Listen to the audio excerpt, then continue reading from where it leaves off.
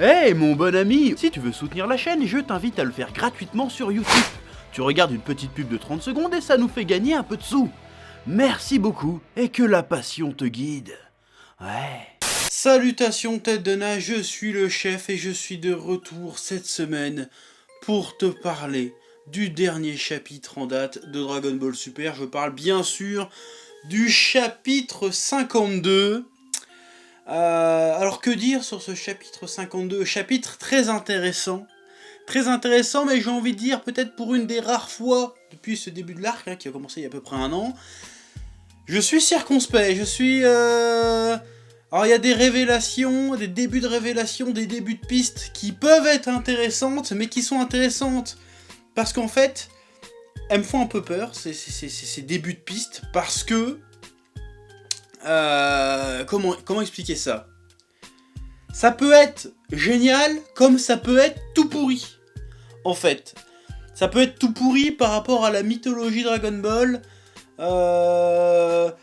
Ça peut apporter des choses complètement débiles, mais d'un autre côté, ça peut être super intéressant et ouvrir de nouvelles perspectives, notamment en matière de combat, qui pourraient être super stylées et super intéressantes. Encore une fois, je vais dire le mot intéressant de 20 fois. Voilà, bon déjà, je vais parler des Yardrats. Des Yardrats, donc Vegeta arrive sur Yardrats pour venir s'entraîner et apprendre des nouvelles techniques. Bon déjà, j'ai bien aimé le petit clin d'œil. Enfin le moyen qu'ils ont trouvé pour un peu respecter le lore Dragon Ballesque, parce que c'est vrai que entre l'animé, qui propose un univers, une vision de l'univers, qui rajoute des trucs avec les... à l'univers de Dragon Ball, et le manga, bah des fois tu trouves des trucs qui sont un peu dissonants. Hein, et même dans tout ce qui se passe autour de Dragon Ball, notamment Dragon Ball Heroes, tout ça. Donc dans Dragon Ball Heroes, il y avait une apparence des Yardrats. C'était l'apparence imaginée par Toriyama, qui ressemble à une espèce de slime ou de Pikmin, je sais pas comment tu veux appeler ça. Et t'avais la version de la Toei, où ça ressemblait plus à des extraterrestres un peu plus extraterrestres, quoi. C'était pas juste... C'est un design un peu plus alien, pas juste enfantin à la Toriyama. Et ils ont réussi à faire en sorte que ça se contredise pas. Ils ont mélangé les deux. En fait, les Yardrats sont plusieurs apparences, tout comme les humains ont plusieurs apparences. Donc c'était plutôt bien vu, donc j'ai bien apprécié ce clin d'œil. Le moyen de canoniser les deux apparences, entre guillemets. Alors, tout le monde s'en battait les couilles de l'apparence des Yardrats en réalité, mais c'est plutôt sympa qu'ils aient fait attention à ce détail-là. Autre chose que j'ai apprécié aussi, c'est le fait qu'en fait, ils arrivent à revenir sur des détails qui ont été balancés il y a très longtemps durant l'arc Freezer, ou juste après l'arc Freezer, disant que le commando Ginyu avait attaqué la planète des Yardrats. Ce qui expliquait que quand Goku s'est échappé de Namek en rentrant dans un vaisseau d'une navette du commando Ginyu en appuyant sur tous les boutons, bah il s'est retrouvé sur la planète des Yardrats parce que le commando Ginyu, au moment où Freezer les a appelés sur Namek, ils étaient en train d'assiéger la planète des Yardrats. Ça c'est bien vu. Alors beaucoup au début se souvenaient pas de ça et on dit mais c'est bizarre, ça s'est jamais arrivé ce genre de truc. Et en fait si, il y a une case dans je sais plus quel tome. C'est le tome où Trunks arrive et que du coup Goku arrive aussi. Où Vegeta dit ah bah les Yardrats, Ginyu était en train d'attaquer les Yardrats, donc du coup c'est pour ça que tu t'es retrouvé là-bas. Et j'imagine que t'en as profité pour apprendre des techniques. Et c'est là qu'il fait eh oui j'en ai appris. Et c'est là que Goku fait oui j'en ai appris une. Le déplacement instantané. Voilà, donc c'est un truc qui date d'il y a 20 ans, tu vois, mais ils ont réussi à le ressortir. Donc oui, du coup, je pense que ça c'est une idée de... Soit c'est une idée de l'éditeur, soit c'est une idée de Toyotaro, parce que ça m'étonnerait, mais alors... Je mettrais pas un billet dessus que ça soit une idée de Toriyama d'avoir ressorti ce truc-là. Parce que le gars, tu lui dis Super Saiyan 3 déjà, il y a une époque, c'est quoi ça? Il se souvient même plus de tous les trucs, ça m'étonnerait qu'il se souvienne d'un détail pareil. Donc là, j'ai l'impression que Toyotaro a un peu plus la main sur cet arc-là. J'ai l'impression. Donc j'apprécie ce petit côté respect de la continuité, hommage, clin d'œil, plutôt sympathique. Mais on reste dans la continuité de ce que fait cet arc depuis le début, c'est que j'ai l'impression qu'il pioche un peu dans plusieurs arcs de la saga, dans la mythologie, dans le lore de Dragon Ball, et il essaye de construire une espèce d'histoire avec qui chaque élément d'histoire reposerait sur quelque chose qu'on a déjà croisé dans la saga. Je trouve ça plutôt cool, je trouve ça plutôt innovant, je trouve ça plutôt palpitant, mais d'un autre côté je me dis, hey, ça sent peut-être un petit peu la fin. C'est bizarre de faire un arc comme ça, qui reprend, qui fait un espèce de best-of de tout ce qu'il y a eu avant. On pourrait dire oui, ils ont plus d'idées donc ils mélangent, mais non, parce que justement on va vers de nouvelles directions, clairement. Mais c'est bizarre cette espèce de côté best-of de Dragon Ball dans un seul arc. Voilà, est-ce que ça serait pas le dernier arc? Ah, je sais pas. Après, si c'est le cas, ça me dérange pas. Si on finit sur une note méga stylée, je suis chaud. Mais j'ai l'impression que ça sent un peu la fin. Alors, cet arc va être long, mais je sens que ça sent un peu la fin, cette histoire. Ouais. Bref, donc on arrive sur la planète des Yardrats, et les Yardrats sont en train de faire une démo à Vegeta. Déjà, ils lui font une démo de multiclonage. Bon, j'ai envie de dire un peu moment oracle. Moment oracle! Voilà, bon, je pense que tu le verras sur Twitter, mais il y a plein de gens qui m'ont envoyé le truc. J'avais dit dans une review précédente que Vegeta, bah je vois pas qu'est-ce qu'il pourrait apprendre à part le multiclonage.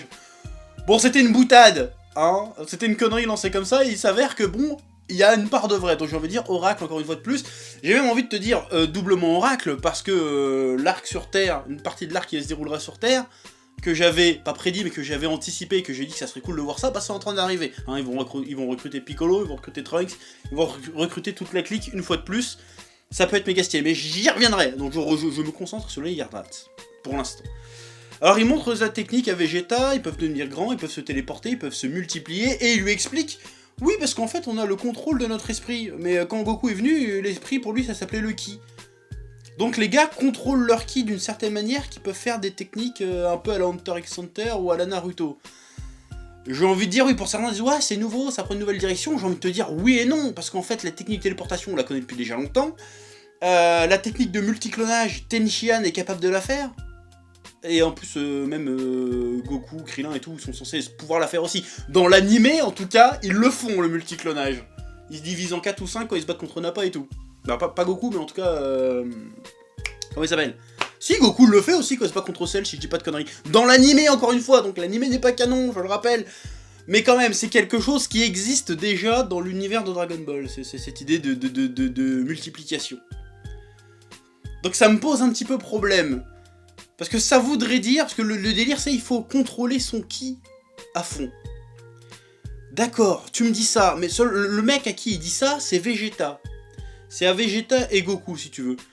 Depuis le début de Dragon Ball, pas le début de Dragon Ball, j'ai une connerie, au moins la partie Dragon Ball Z, ou en tout cas, après la partie avec Piccolo, on parle de contrôle du ki tout le temps, de contrôle spirituel. Goku est un génie du contrôle spirituel, normalement. Je veux dire, le gars, il va s'entraîner chez Dieu, il devient plus fort que lui, en 3 ans, c'est baisé, tu vois. Je veux dire, le gars est vraiment très doué là-dedans. Après, on nous dit... Oui, Goku est très fort, vas-y Goku, apprends le Kaioken. Le Kaioken, on nous dit quoi? Le Kaioken, c'est contrôle spirituel du ki, c'est-à-dire qu'il se concentre sur son ki, il peut le multiplier autant de fois que son corps peut le supporter. Donc il contrôle son ki, si tu veux. Et là maintenant, on arrive à il fait le Genkidama, ce qui revient pareil, il peut contrôler le ki des gens, plus ou moins, c'est ça le Genkidama. Voilà, il fait, tiens, je prends ton ki pour faire une méga boule et tuer le monde, tuer le méchant. Et là, en plus, maintenant, Goku et Vegeta, pour le coup... Ils maîtrisent tellement leur ki qu'ils ont atteint un ki d'un niveau divin. Et divin, ça fait beaucoup. Cette blague était gratuite. Et on nous dit qu'en fait, non, ils ne maîtrisent pas encore leur ki. Parce qu'ils maîtrisent pas toutes les techniques. Et je trouve ça un peu fort de café. C'est un peu gros, l'histoire de... Oui, en fait, ils maîtrisent pas encore leur ki. Les mecs s'entraînent avec... Ils se sont entraînés... Enfin, Goku, moins Vegeta, mais Goku et Vegeta, on va dire, je vais faire un pack... se sont entraînés avec tous les putains de dieux de leur univers. Et on leur dit, non, vous maîtrisez pas votre ki, les mecs. Donc vous allez apprendre, parce que c'est pas un problème de puissance, c'est un problème de contrôle. Et j'ai un problème, ça fait un peu pour de deux perlimpinpin, tiens, je te sors ça, tu contrôles pas encore ton ki Vegeta. Or que Vegeta, je veux dire, c'est le mec qui a appris le ki tout seul, il était à moitié mort, en train de cracher ses boyaux, il avait plus de dents, il était dans son vaisseau vers la planète Freezer, je sais plus combien.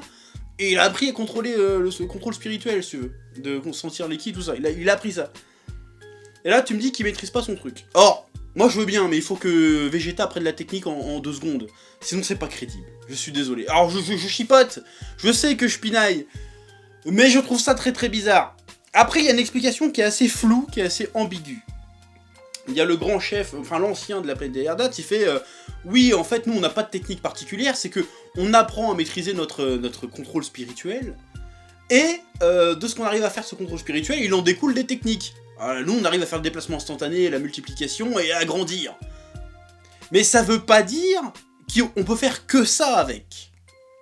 Donc on peut tout à fait imaginer que Vegeta, de par sa nature de scène, par sa personnalité, avec son contrôle spirituel parce qu'il va l'apprendre, il va pouvoir créer sa propre technique. Là je dis oui, là je dis c'est très intéressant, et là en effet si on part dans cette direction-là, on se rapprochera à ce moment-là un peu du concept du nen dans Hunter x Hunter, même si pour moi le nen et le ki ça a toujours été plus ou moins pareil. Dans Dragon Ball, tu avais qu'à voir l'arc black, il pouvait faire des épées, même Vegeta était capable de faire des épées, Végéto était capable de faire des épées, Gotenks était capable de faire des putains de fantômes qui parlent. Donc je pense que le ki de base, quand tu le maîtrises, tu peux faire à peu près tout ce que tu veux avec, tout ce que tu es capable d'imaginer. Tant que tu arrives à... Voilà, Tenshin arrivait à se multiplier en 4, arrivait à se faire pousser des bras, et je pense que c'était un rapport, ça avait un rapport avec le ki, avec le ki. Ça avait un rapport avec le ki, forcément. Ça pouvait pas juste être des capacités physiques. Même pour les Namek, alors ok, ils peuvent allonger leurs bras, mais le coup de Piccolo qui devient géant, moi je pense que ça reste une technique à base de ki. Il y a un contrôle du ki là-dedans. Le ki intervient forcément dans toutes les attaques qu'on a vues dans Dragon Ball. À part limite pierre, feuille, ciseaux, tu vois. Donc je trouve ça un peu fort de café qu'on vienne nous dire que les personnages au niveau de puissance, de maîtrise qui sont de leurs arts martiaux, de la puissance illégale les plus puissants de l'univers, tu leur dis qu'ils maîtrisent pas encore leur ki. Voilà, mais bon, c'est pas grave, admettons. Donc oui, effectivement, ça peut être sympa. Donc, quelle technique Vegeta va-t-il développer à partir de son contrôle spirituel? La question reste entière. Parce qu'en fait, et même si j'accepte le principe de contrôle spirituel, de contrôle du ki, sachant que Molo, son pouvoir à lui, c'est d'absorber le ki, d'absorber l'énergie spirituelle des gens. Donc, qu'est-ce que ça va changer que tu le maîtrises mieux, si de toute façon, Molo va venir te le bouffer? À moins qu'il apprenne une technique qui le rende imperméable à l'absorption de Molo. À ce moment-là, ouais d'accord, il peut se passer quelque chose. Mais je vois mal Vegeta battre un mec qui absorbe le ki en utilisant du ki, en fait. Donc évidemment, je dis pas que ça va être pourri, je dis que je ne vois vraiment pas comment ils peuvent faire le bordel. À moins qu'il apprenne une technique qui fait qu'il peut conserver son ki, parce qu'il le maîtrise. Donc du coup, voilà, peut-être une carabistouille de ce genre-là. Parce que la téléportation, ça ne lui sera d'aucun secours. Goku vous ne pouvez pas se téléporter parce que Moro avait bouffé son ki.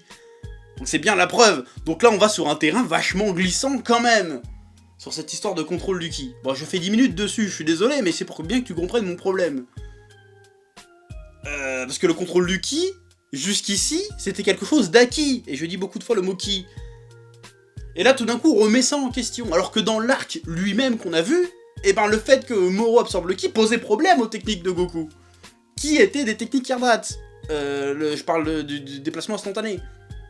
Donc, qu'est-ce que ça va apporter à Vegeta de savoir faire ça? Alors, comme je le disais, il va certainement développer une capacité qui lui est propre à lui. Mais à part développer une technique qui empêche Molo d'absorber son ki, je vois pas trop qu'est-ce qu'il peut y faire. Voilà.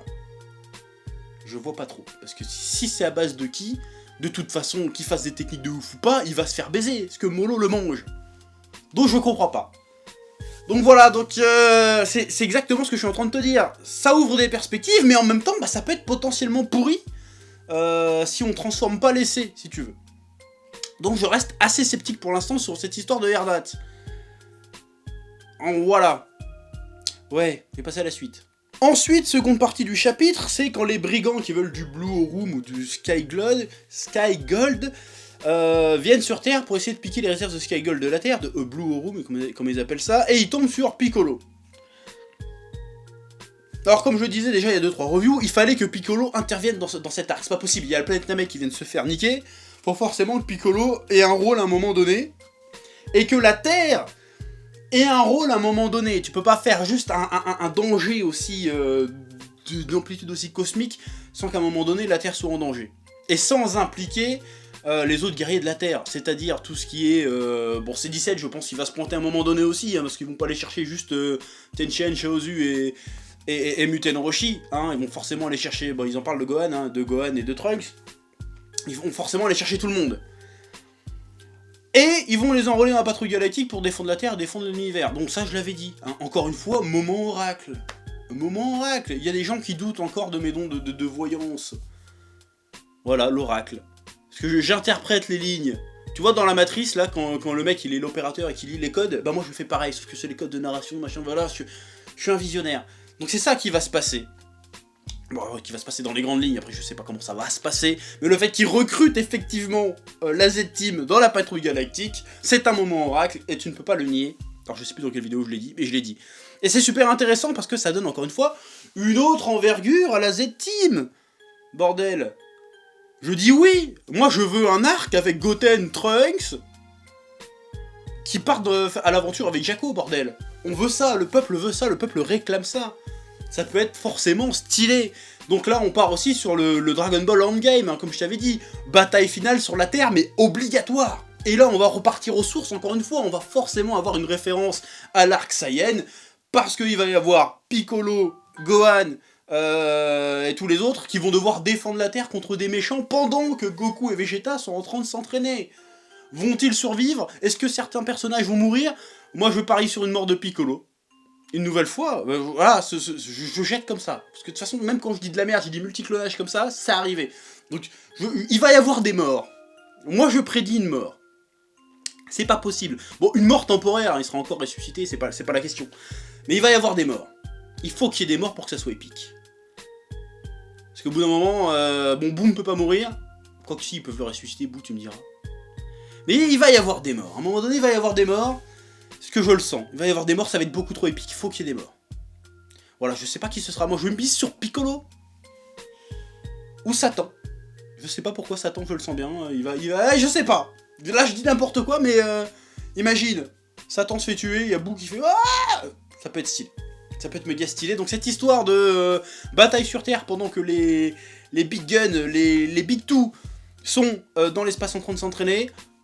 Classique, mais efficace. Et ça peut être overstylé. Grosse bataille avec toute l'armée de Molo et tout, et Piccolo, C17, Gohan et tout, qui nique tout le monde. Ça ne peut être que épique. Bon, évidemment, ça sera que le dessin de Toyotaro, donc ça sera pas forcément si épique que ça. Parce qu'il faudra reparler du dessin de Toyotaro, que je trouve... Alors c'est bien, hein, mais c'est d'une platitude. En vrai, pour que tu comprennes ce que je veux dire par platitude, t'ouvres n'importe quelle page de l'arc Freezer ou de l'arc Cell, même de l'arc Boo, tous les 3 pages, tu lâches un waouh. Là, je lâche pas de waouh. Et ça fait 54 chapitres, 52 chapitres que j'ai pas lâché un waouh. Il y a quelque chose. Oh, scénaristiquement, ouais, mais dans le dessin, il manque un truc. Ça manque de... Ah, je sais pas. Il y a le trait, il manque de niaque.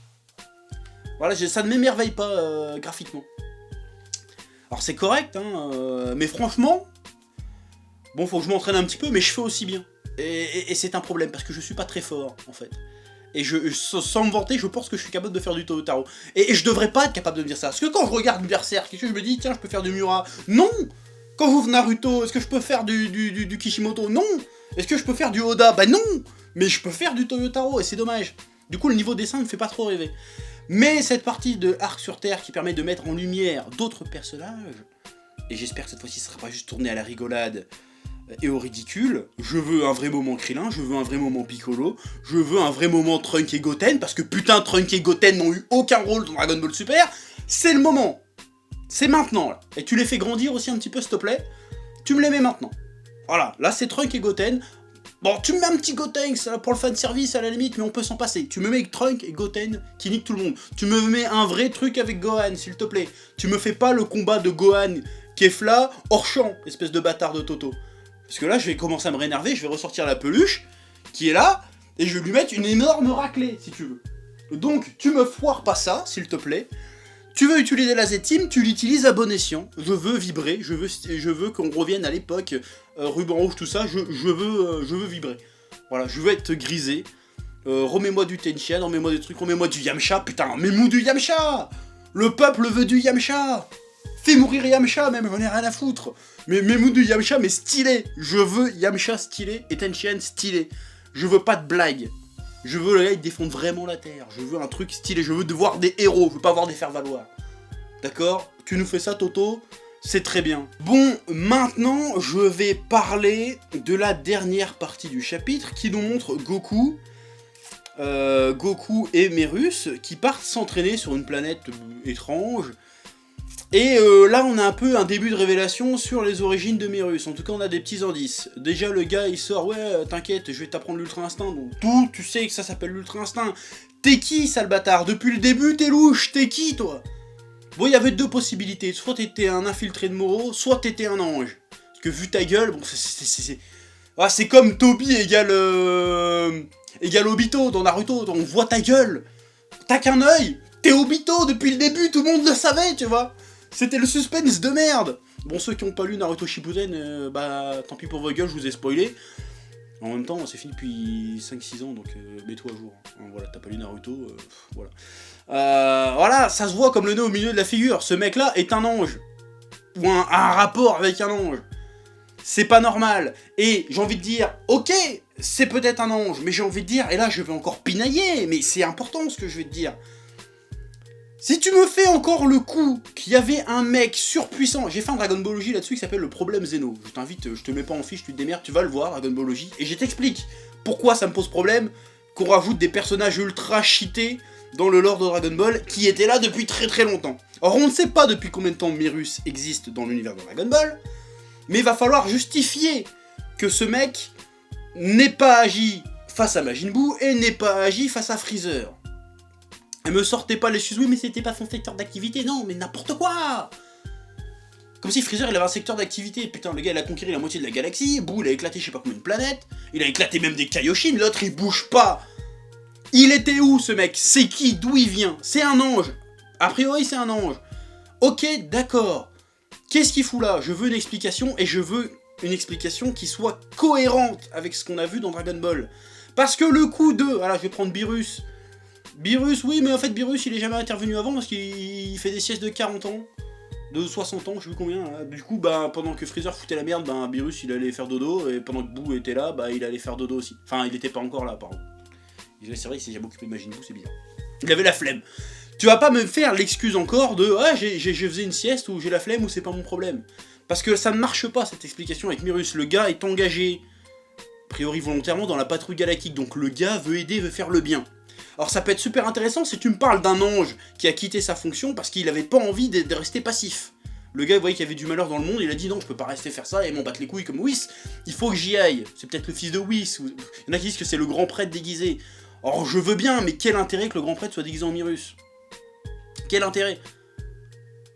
Alors ça sera un putain de plot twist, hein, d'accord, mais est-ce que ça aurait réellement un intérêt? Parce que depuis quand il est planqué là-dedans? Depuis quand il joue à ça? Pourquoi il joue à ça? Parce que le Myrus a l'air d'être là depuis un petit moment, hein, puisque c'est l'agent numéro 1.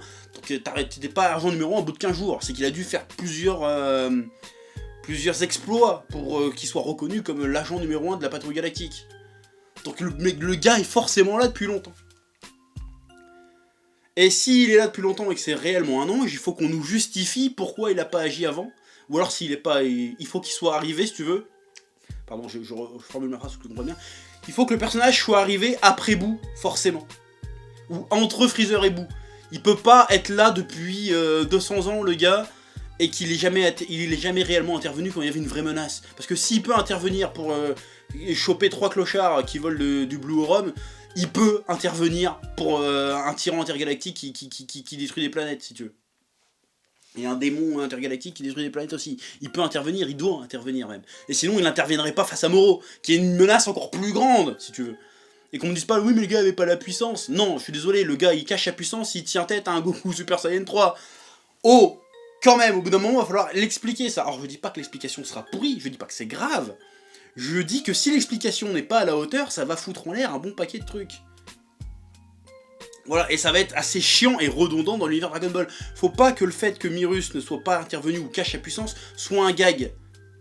Là, encore une fois, il y a une autoroute de trucs à écrire. Le coup de l'ange, qui en avait marre, ou qui vient peut-être d'un univers qui a été effacé par Zeno, hein, pourquoi pas. Mais le coup de l'ange, qu'on avait marre de ne pas agir face à la cruauté du monde, dans lequel il vit, parce que tu vois, oui, s'il s'en bat les couilles, il est là, ouais, bah Freezer a détruit la Terre, je m'en bats les couilles, tu vois. Ok, d'accord, parce que c'est un ange, lui, il est juste là en tant qu'observateur, il s'en bat les couilles. Mais le fait qu'il y a un ange qu'on ait marre d'observer, qui décide d'agir, et que de ce fait, se retrouve hors la loi de la vie de Zeno, et pour ne pas se faire gauler, doit planquer sa puissance, c'est super intéressant. Ça fait totalement écho au développement de Zamasu, ou Zamas, de Goku Black, qui, pareillement, était un Kaioshin, enfin un Kaioshin devenu Kaio, qui en avait marre d'être passif par rapport à la cruauté du monde et aux vices des humains, et qui a décidé d'agir. De manière extrême, en pétant la gueule à tout le monde, mais tu pourrais voir le contre-pied de ça. Un mec qui avait le pouvoir d'agir et qui a décidé de se priver un peu de ce pouvoir pour agir un petit peu. Qui avait le pouvoir d'agir mais qui n'avait pas le droit de le faire, comme Black, mais qui a décidé d'agir pour le bien. Au lieu de détruire tout le monde et de punir tout le monde à la même enseigne, bah de juste taper les méchants en essayant de faire le bien autour de lui. Ça serait super intéressant comme développement. Et le coup qu'ils doivent se planquer pour pas que Zeno et les autres rongent le shop, ça peut être super intéressant, et ça peut aussi donner suite à un nouvel arc après. Parce qu'imagine, Goku et Vegeta, malgré leur technique, ils sont rincés, ils arrivent pas à battre Molo. Mais Russe il fait bon bah ok les gars, je libère ma véritable puissance pour sauver le monde. Et puis boum, après t'as les anges qui viennent le capturer. Et là, Goku et Vegeta ils font bah non merde, le gars nous a sauvés, on va le sauver à notre tour. Bataille contre les anges mon gars. Ça serait méga stylé. Ça serait ouf s'ils font ça. Ça parce que c'est pour ça que je dis que c'est dangereux, ils jouent avec le feu. Les gars, ce qu'ils nous proposent, un concept que s'il est bien utilisé, peut être absolument génial. Là, je suis sûr que le petit arc que je viens de te décrire, t'as eu des petits frissons de plaisir, t'étais oh putain, ça peut être génial. Ça peut être un peu l'arc Soul Society dans Bleach, tu vois. Genre les gars, ils vont aller dans le monde de Zeno et tout, et niquer les gardes et tout, pour aller sauver Merus, ça peut être stylé. Je pars en sucette. Mais c'est pour te dire que, en fait, ce personnage-là peut être super intéressant, s'il l'exploite vraiment. S'ils nous font pas une Dragon Ball Super, s'ils nous font du Dragon Ball, et qu'ils essayent vraiment de développer le truc, de creuser le truc comme ils ont montré qu'ils étaient capables de le faire avec l'arc Zamasu, l'arc Black Goku, l'arc Trunks du futur, continuez là-dedans. Je veux pas que ça finisse en blague. Il y a tellement de trucs à creuser avec ce personnage-là, ça peut être super intéressant, ça peut ouvrir des thématiques cool. Voilà, et ça peut limite justifier même que Beerus, ça soit un branleur qui branle rien, que Zeno, ça soit un peu un débile, et que les anges ne servent réellement en vérité à rien, d'avoir un mec qui arrive en tant que personnage et qui remet ça en question.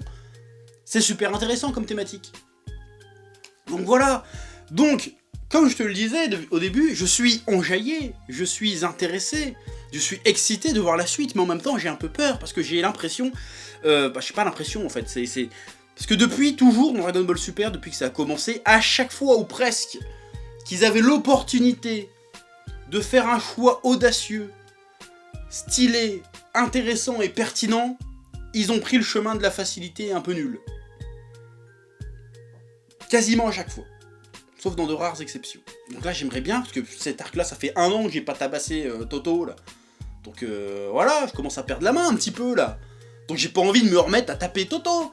Je veux du Dragon Ball qui me fasse vibrer. Là, il y a moyen qu'on parte vers du Dragon Ball Endgame, si tu veux. Avec en plus derrière, l'histoire de Merus qui pourrait être super intéressant. Faut pas que ça soit balayé sous le tapis. Il faut qu'on nous explique ce gars-là. Il y a un potentiel de dingue si c'est vraiment un ange déchu qui se planque. Ça peut être super intéressant. Voilà. Donc, finalement, tu as l'impression que je râle dans cette review. Mais en fait, non, je râle pas. En fait, je suis passionné. Je suis passionné. Parce que ça peut être réellement stylé. Bon, à part niveau dessin, où ça reste encore un peu faiblard, je trouve. Mais ça peut être vraiment stylé, cet arc. On prend une nouvelle dimension dans Dragon Ball qui peut être sympa. C'est passionnant. Moi, j'adore me poser des questions comme ça sur les personnages, comme ça. Je trouve ça stylé. Voilà, donc cet arc, ce chapitre 52, eh ben, il envoie pas du lourd en soi, mais il est plein de promesses, ce chapitre. Et j'espère qu'elles seront tenues. Voilà, je crois que je vais finir là-dessus. Vivement le chapitre 53. C'est tout ce que j'ai envie de te dire. Voilà.